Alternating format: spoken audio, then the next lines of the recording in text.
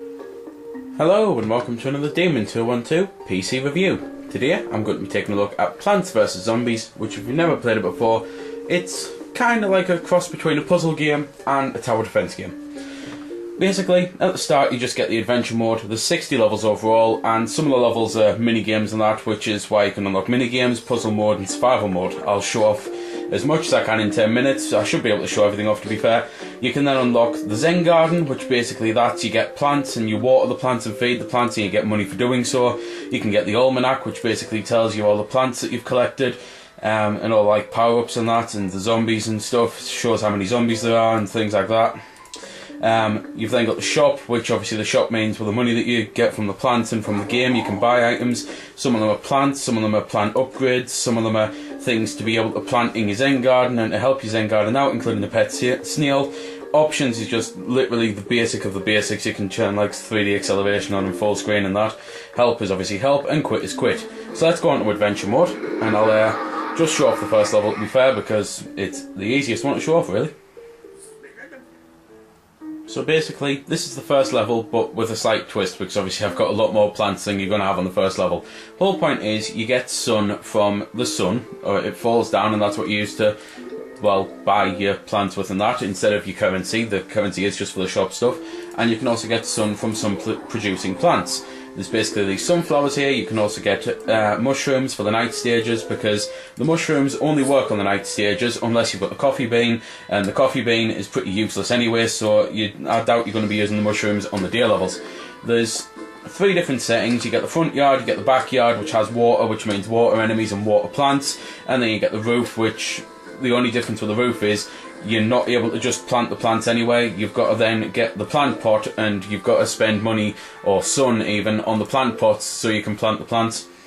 Musically, the game's pretty basic, so I'll just shut up for a little bit and let you have a listen. It's one of them that's nice and soothing and keeps with the pace of the game really, so it's basic from one point of view and it does more than enough of the job from another point of view.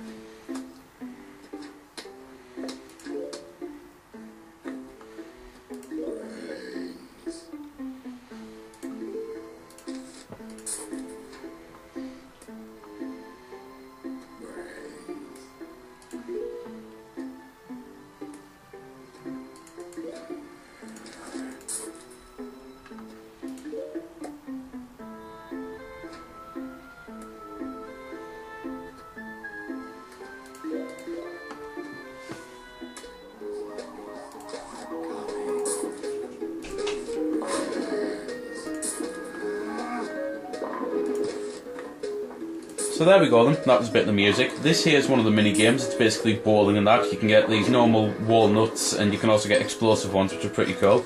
As you might have noticed, but it was at the very edge of the screen, so you might know, the nuts ricochet after they hit something, so if you set it up right you can actually hit more than one zombie with one nut. And here's one of the explosive ones here. They're really good because they just go boom like that. So the mini games are just basically, there's quite a few of them overall. There's 20 different mini games, there's 11 different survival modes, there's 26 different zombie types, just while I'm mentioning things, and there's 56 plants and plant power-ups and that.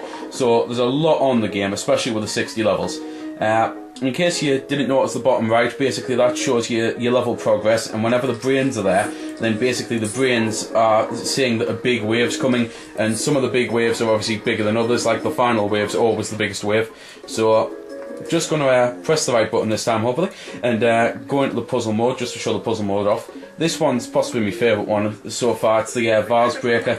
Basically you break the vases. The green ones are plants and that, and then you plant the plants. This one's one of the snow peas that freezes the enemies, because there's all sorts of different types. There's fire logs, so the peas set on fire. There's pea shooters that can fire forward and backward at the same time. There's ones that can fire over 3 lanes. There's all sorts of different ones. So as I was saying though, the green ones are automatically plants. The rest are random, so by breaking them you could get a zombie like that, and I'm not having good luck here, or you could get some plants like that. And basically you've got to beat the amount of waves that it sets for you, and they get harder and harder with more and more vases and that. It's just one of them things. It's that's why I think it's one of possibly the funnest that I've played so far, because I think it's absolutely brilliant. It's simple, it's genius, and it's everything a minigame should be really.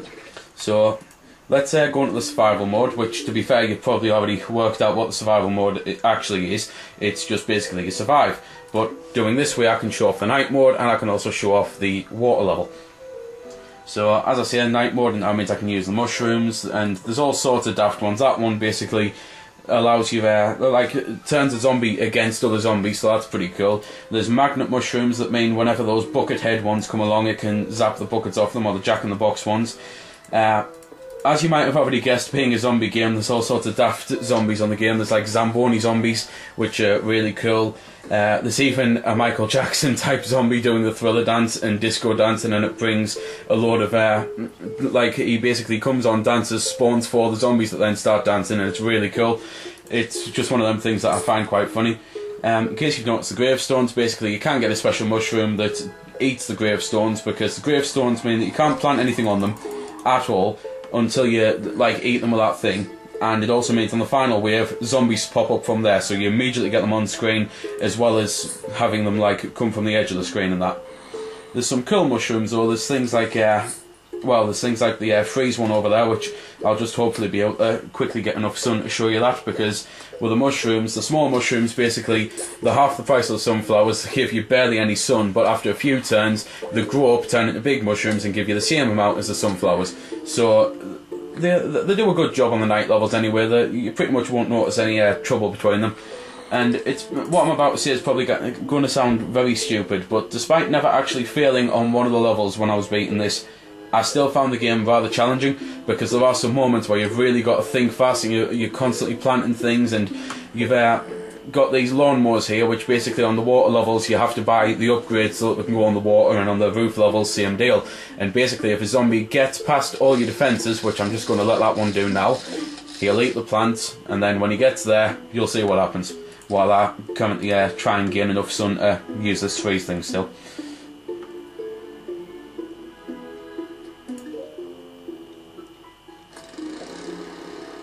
There. And if you honestly couldn't guess that was going to happen, then I really don't know what to say, because it's pretty damn obvious that lawnmower is going to mow the zombies down. So right then, 10 more sun. Hopefully I'll get it before this zombie eats them. Then again.